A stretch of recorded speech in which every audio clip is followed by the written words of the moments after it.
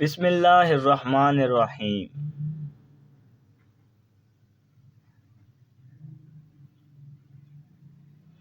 ایک بار ایک شریر یہودی نے محض شرارت میں حضرت محمد صلی اللہ علیہ وآلہ وسلم کی خدمت میں کھجور کی ایک گٹھلی پیش کی اور یہ شرط رکھتے ہوئے کہا کہ اگر آج اس گٹھلی کو مٹی اور پانی کے نیچے دبا دیں اور کل یہ ایسا تناور کھجور کا درخت بن کر زمین پر لہلہانے لگے، اسے جس میں پھل یعنی کھجوریں بھی پیدا ہو جائیں، تو میں آپ کی تعلیمات پر ایمان لے آؤں گا، گویا مسلمان ہو جاؤں گا۔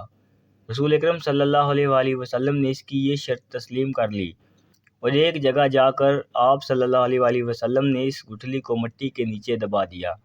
اور اس پر پانی ڈالا اور اللہ سبحانہ وتعالیٰ سے دعا بھی کی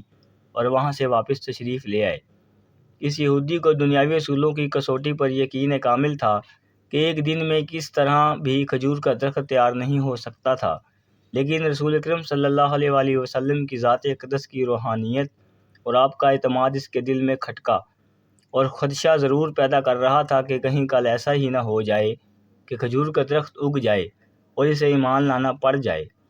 اس نے اپنے اس وسوسے کو دور کرنے کے لیے پھر دنیاوی اصولوں کی مدد لی اور شام کو اس مقام پر جا پہنچا جہاں کھجور کی گٹھلی آقا دو جہاں صلی اللہ علیہ وآلہ وسلم نے بوئی تھی۔ اس کو وہاں سے نکال لیا اور خوشی خوشی واپس آ گیا۔ اب کھجور کا نکلنا تو درکنار، کھجور کے درخت کا نکلنا ہی محال ہے، لیکن وہ نہیں جانتا تھا کہ جب معاملہ اللہ سبحانہ وتعالیٰ اور اس کے رسول صلی اللہ علیہ وآلہ وسلم کے درمیان ہو تو دنیاوی اسباب بے معنی ہو جاتے ہیں۔ اگلے دن آقا دو جہاں صلی اللہ علیہ وآلہ وسلم اور وہ یہودی مقررہ مقام پر پہنچے تو وہ یہودی یہ دیکھ کر حیران رہ گیا کہ وہاں ایک تناور درخت کھجور کے گچھوں میں لدا کھڑا ہے۔ اس یہودی نے جب اس کی کھجور کو کھایا، اس میں گٹھلی نہیں تھی تو اس کے منہ سے بے اختیار نکلا، اس کی گٹھلی کہاں ہے؟ مرقوم ہے کہ اس موقع پر رسول صلی اللہ علیہ وآلہ وسلم نے ارشاد فرمایا کہ گٹھلی تو تم نے کل شام ہی نکال لی تھی، اس لیے گٹھلی کھجور میں نہیں ہے، البتہ تمہاری خواہش کے مطابق کھجور کا درخت اور کھجور موجود ہے۔ کہا جاتا ہے کہ وہ یہودی اللہ سبحانہ وتعالیٰ کے اس اذن سے رسول صلی اللہ علیہ وآلہ وسلم کے اس معجزے کو دیکھ کر مسلمان ہو گیا۔ اس واقعے کے بعد آج تک بغیر گٹھلی والی معجزاتی کھجور مدینہ منورہ میں خوب اگتی ہے،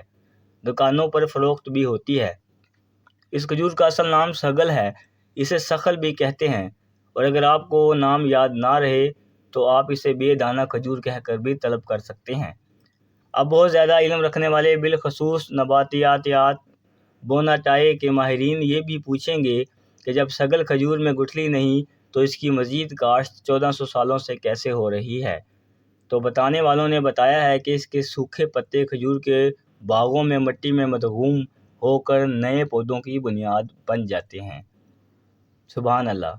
اللہ پاک ہمیں بھی نیک عمل کرنے کی توفیق دے، آمین ثم آمین۔